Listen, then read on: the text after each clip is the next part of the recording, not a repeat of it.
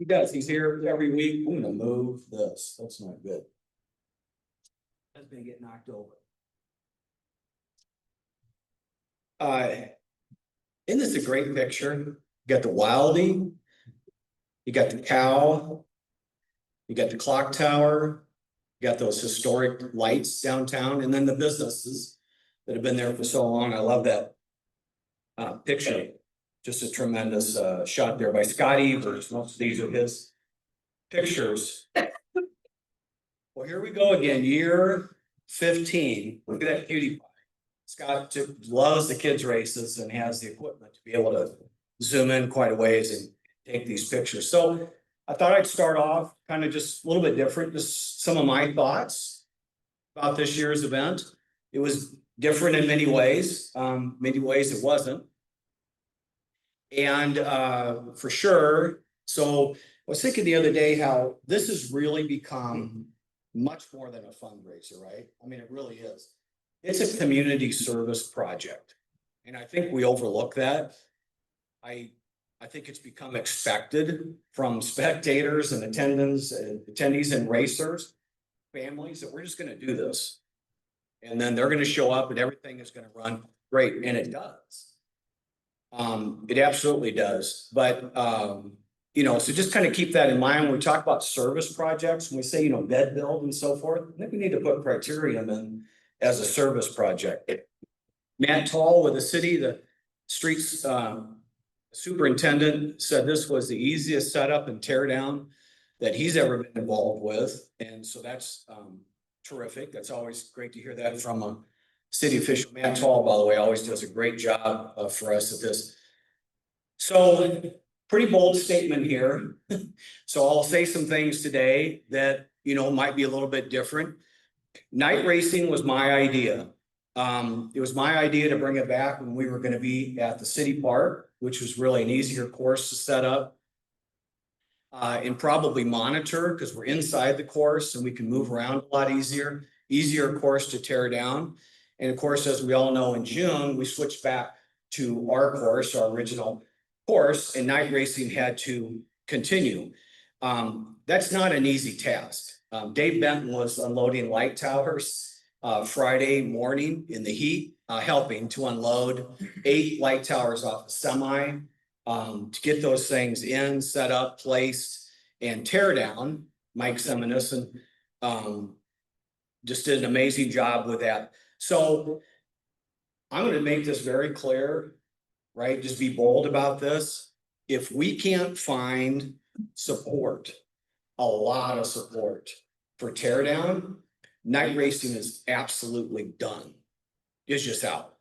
That was insane of what the people that were there had to deal with to get off that course after 1 o'clock.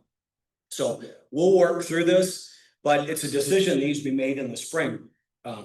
High school groups, college groups, we don't need 50 people, right? We don't need that many, but we need fresh bodies to come in there at 11 o'clock for teardown. And so you know, I owe it to the club, I owe it to the volunteers to make sure we're staffed appropriately to be able to handle that, because we're not going to do that back-to-back years. That was a tough gig. Downtown construction could be an issue for 2026. We do have an alternate course. I really did a criterium and a half this year because of getting ready for that. Then we switched, but you know, I say it was sort of spring training. Maybe it'll happen. I'm not sure. There's a lot of variables that with the downtown construction. The entertainment zones future by cloudy. I don't mean that it's going to go away, but Goshen Commons is going to be under construction next year. That's where our entertainment zone is. So where do we go with the band and the beverages and the food? You know, we'll figure it out, but it's just a little bit cloudy as far as where that could go if we're staying at the current course. The switch of using Big Shark start finish line was a major home run. More on that in a minute. The community ride, which was new this year, was a success, I believe, and it's going to build. Using mats instead of hay bales was a win-win-win for everyone, starting with Market Basket, starting with people they had to unload those, tie them to trees, not trees, well, various apparatus, but that was That was a great thing to switch. The streets were cleaner. The street sweeper wasn't handling that. The scrim light looked fantastic. Did that look good? The banners that were stretched out. And remember, that's also a safety issue for riders too. So if they fall, their arms don't go through the barricades. And when you're going 30 miles an hour, that's not a good situation. And we have it for an eternity. That stuff's going to last for years and years and years. The state troopers lead our race. I see no end in sight for that. In fact, they had a new trooper that was in training this year. Jared Lacrone might be moving away from that. He was the guy that first came in. I think we're going to have him for as long as we say we don't need you. I don't know where that would ever be. Need to evaluate expenses. It's not a cheap event to begin with. It's never going to be a cheap event. It just isn't. But I think there's some nip and tuck we could kind of take care of and do. Sometimes I have to make kind of quick decisions and just get stuff purchased or booked. But I think we can tighten those up a bit. Except for racer and spectator safety, there's no budget issues that we're going to cut with that at all. We haven't changed prize money since inception. I know I just said we might want to look at expenses. I think we're going to have to update, increase the prize money. You're going to see our racer numbers. They're not going in the right direction. That's not going to just sway 100 racers to come in, but we've been at $10,000 since the inception.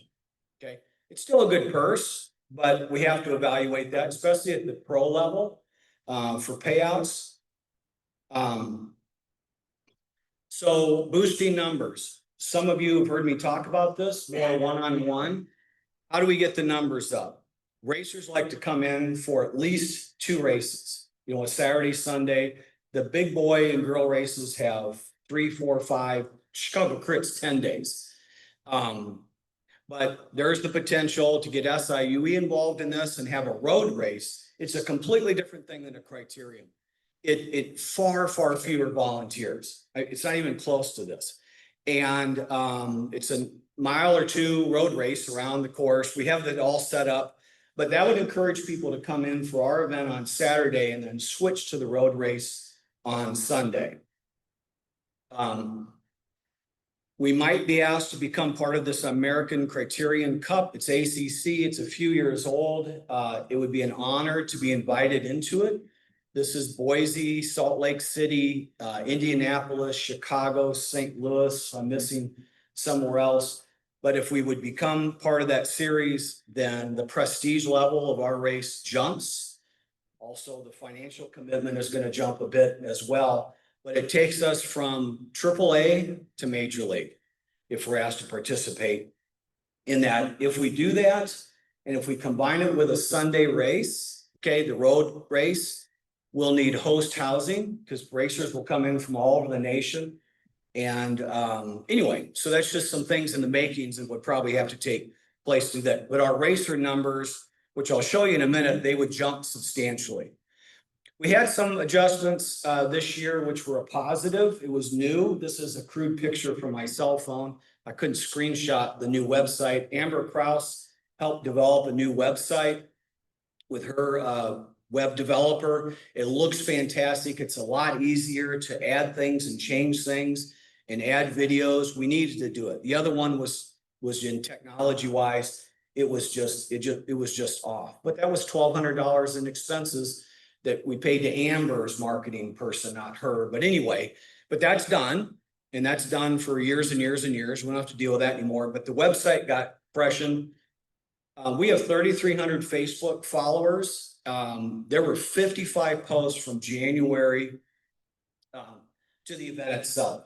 That's a lot. And it keeps the public engaged. It's also a big time commitment. Amber is also involved in setting up systematic posts that just happen with that. So that was a good social media exposure. We also had Channel 4 this year, where I was invited to talk about the Criterium. And then also we went over to Channel 5 for their morning episode and had this great moment as well. So we had a lot of social media exposure. I'll talk about Lucas before going in a minute, but he's the face of Criterium Racing right now. And he's promoted us on Instagram, and that's only going to grow as well. So I think the social media exposure is going to continue. I'm going to kick this off with volunteers. And it was, here I go again. It was an emotional day. It was hot. It was overwhelming. It was dangerous. The heat was dangerous. We had a spectator go down on the courthouse lawn before the event due to heat exhaustion. I don't know what happened to her. She was okay, but it was scary. I mean, to see that an hour before the race, screaming, her kids are yelling. I mean, it was just a brutal day. And from the minute I woke up, I knew this was going to be a long commitment. And the volunteers stepped in from Friday for our barricade staging. Okay. And also there's Mike Seminisson doing the new start finish line assembly. He and Nick Ramirez got that thing wrapped up and decorated that night, and we got it put together. There's a group of people taking, so when you unload these barricade trucks, this is what we're talking about. And there was 2 of these trucks. That's how many barricades are involved. And unloading's the easy part. Loading's the hard part, especially at 11:30 at night after a long day and having to get all that assembled. There's a little bit as they're wrapping up decorating the start finish line. I thought it looked great. It was a lot cheaper than Clancy's was. And we also got it assembled and wheeled over at 11:15. Roads closed at 11. We had that thing up at 11:15. So that was a terrific finish. Something I said to Carrie?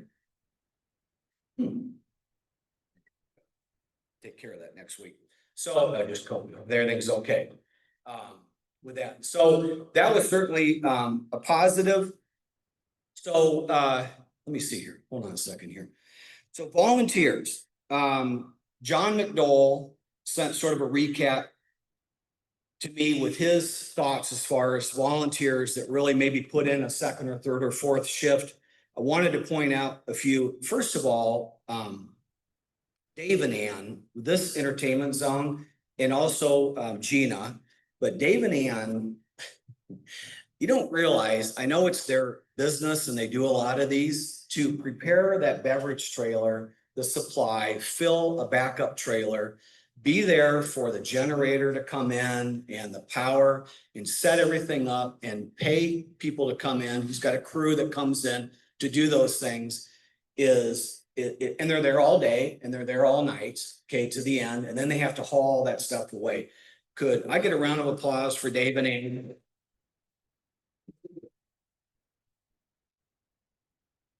And I know Dave was sitting there going, I'll do it every year. This is what we do. We love to do it. But I'm telling you, it's a huge time and a financial commitment. And, of course, they donate.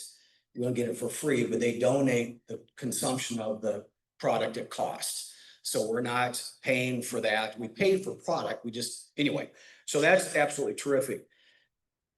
Mark, Shawshak, Christy, you guys, registration every year. It's prep. It's leading up to it. It's preparing all the bibs. It's matching all the numbers and all the people, dealing with feisty race officials that are coming over going, we don't have the numbers yet. And the heat and racers that day and printing. It's very stressful. Round of applause for Mark and Chris.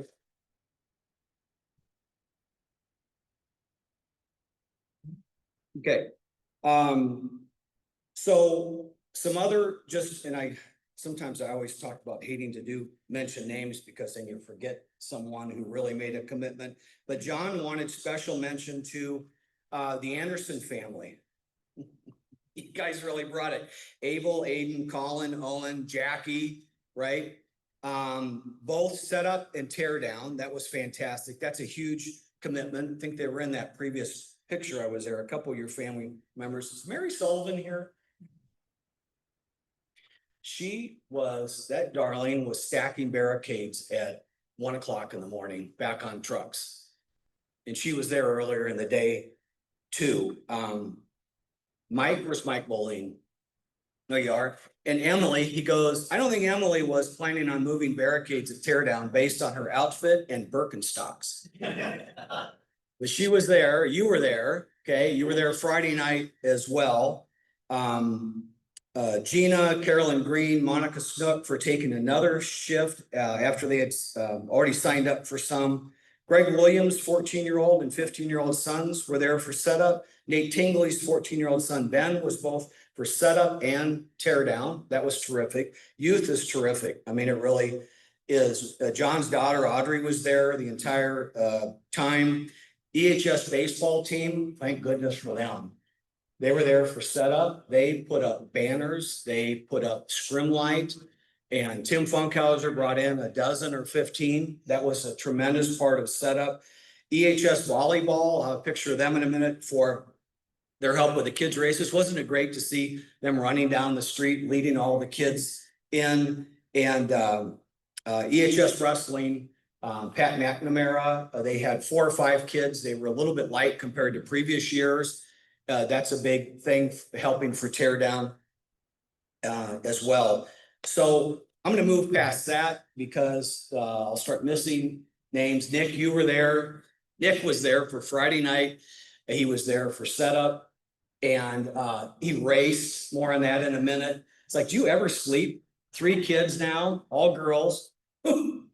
So anyway, so there's I want what you're taking. What was that line from that movie? I'll have what she's drinking or something. What was that? Sleepless in Seattle? Yeah, or something. So there's a picture of the trooper coming through for night racing. We're going to see how the heat impacted the crowd. I geo-fenced this every year. Well, last year I started. And so you think we were up or down this year? We were down. Quite a bit down. So I'll tell you, I think 4,000 of those people arrived for the kids races and beyond, because it just went from no one was there to whoosh. And same with beverage sales, went from a few $100 to, I think we ended up with around 7,000. It was $7,000 of sales in about 5 hours. I mean, just an amazing job with that. So yeah, we slipped a little bit. I don't know if you could really, especially once the night took place, you know, where you can't maybe see as many people as you will. There's some start to the community race, 40 or so.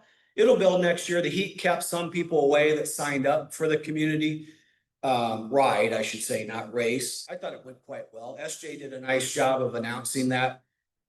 The entertainment zone, there's the lead singer from Breakdown Shakedown. She did a great job. Someone told me she sang Barracuda, and they said, I have not heard anyone being able to sing that song as close to the original Heart. Is it Heart that sings that song? So they did a great job with it. Food zone or entertainment zone up in 11 hours. Food trucks and vendors, donuts, yeah, all that, and the Rotary Club tent. I thought that was great. We had that exposure. Thank you all for participating in that. There is a shot of the entertainment zone about 7:30. It was packed. And they all came in, kids racing later. So I wish we could have had that all day, but that wasn't the case. The kids zone with the 5 free racers and the normal giveaways. Even had cotton candy this year. The games, boy, it was hot. I know the numbers were down in the zone most of the day. Can you really blame parents for that? I can't. Kevin, thanks for setting up the Gaga ball again. Yeah, with that was terrific. We had 192 kids race. That's only down 10 from last year. Okay, if you think about that for a minute, that's showing you how important this event is to families in the community. I mean, that's hardly moving the needle at all. And I was shocked when that first group came down. I'm like, I think that's the same number of kids as we had last year. So that was absolutely fantastic to see that many sign up. Isn't that a great picture? This is the stuff that keeps me going on the event. There's the volleyball team. They just did a terrific job with that. Thanks to Ryan Clellan for getting those volunteers in. That helped a lot. And I think they really enjoyed it. 183 cyclists versus 197 last year. The heat definitely impacted even before. Pre-registration wasn't that far off previous years, but you just had racers, you know, maybe they had to race the following weekend. Gateway's coming up in 2 weeks, wanted to save their legs. And we're not an easy race. We're not just that way. But, this is something that needs, we need to pay attention to this. So this is race numbers by the years. We had a remarkable number after COVID, 225 after COVID, hardly moving at all. Races, remember back then, they stopped across the country. They never had a race in 2021. They just quit. Now they're starting to come back, okay? So that's a great testament. What happened between 23 and 24? Lindenwood shut down their cycling program. We would get 30 to 40 college kids over to race, okay? So that was a big impact with that number. I think this is a one-off because of the heat, but when we start to talk about how do we get our numbers back up? Do we have Sunday road racing, right? Not on our course. Do we have a 2-day race? Do we increase the pot a bit? I want to get these numbers back well above 200, and we certainly deserve to be well above 200. But I wanted to point that out to you guys because this is the stuff I see, but it is a little bit, I wouldn't call it alarming, but it's concerning. The male-female ratio is pretty much like last year. Female participation in criteriums is just dropping. I can't speak to that, why it's happening, but around the nation, non-big races, numbers are way down. Well, I think they're down with men as well. It's not just the female end of that. See, Ann, put $5 in the pot on the way out. So there's our Nick lining up for a call to the line. Next to, that's Tim, isn't it? Nick Smith, who won the race. It was just a horse. But let me tell you this, Nick wasn't even sure he was going to race. Okay, it's got a lot going on, and I'm sure his training hasn't been the way it's been in previous years. Tim Smith won in 1 hour, 1 minute and 36 seconds. He just took off. If you guys saw that, Lucas Burgoyne, who is the national hotshot, got left in his dust. Okay, it just happens every now and then. He couldn't catch him. He was a 1 hour, 2 minutes and 16 seconds. Brandon Ferry, who is our 2 years ago national champion, he's not in. You'll see him in the podium, but he was hour, 2 minutes, 25 seconds. So just a little bit behind Lucas. He had a heck of a ride. So there were 14 racers, 17. Nick finished 14th. How about a round of applause for that?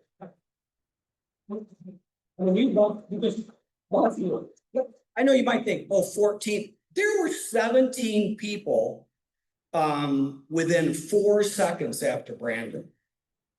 So when you say, well, Nick finished 14th, he wasn't that far off third place, and it was just this pack. So that's just a testament to his conditioning and skills. He's a Pro 1 racer. We had 12 states represented here. That was terrific, about what we normally have. So that's good to see that take place. They're the winners. I don't want to spend a lot of time on this today, unfortunately. No one really, we did have a Abby won the women's pro. She's back to back. There's the men's podium at about 11 o'clock. That's Brandon, third place. He was the national champion 2 years ago. His family's a great racing family. Just a super guy. There's Lucas Burgoyne, second place. He got taught a lesson at our race. He's winning everything this year, but it's good to every now and then just be schooled and told you just can't get it all, you know, when it's there. He says he's coming back every year. He loves the course. He will give us a lot of social media exposure. That's for sure. Tim Haar, Steve Grant, I said this a couple of weeks ago, we had new record sponsorship. How about a round of applause for that? We asked more from our sponsors this year. We really needed to. Title sponsor is Busey. Presenting sponsors, they're going to keep moving along here. Races, sorry, I can't take too much time. I'm going to be pinched on time. I'm staying in the way between you and $1,500. Corporate level sponsors, merchants. You guys want copies of any of this? I'm happy to give this to you for the list. There's our cream sponsors. Okay. We had a new record revenue this year, $136,435. So that's race day registration, beverage revenue. That's pre-registration through bike reg. That's what that adds. That's the difference between the 122 and the 136 coming in that way. We were 120 last year, 123 in 23. The disappointing news, well, it's not disappointing. We also had record expenses. So leave it up to me, right? So $81,140. I think last year was around $78,000. Net profit of $55,000. Right. USA, USA. We still have some bills floating around out there. Okay, just FYI, it's a great profit. Okay, it's not gonna sway anything tremendously. Just a great event. Look at the profit through the years. Folks, we are knocking on the door of $400,000 in profit for the Criterium.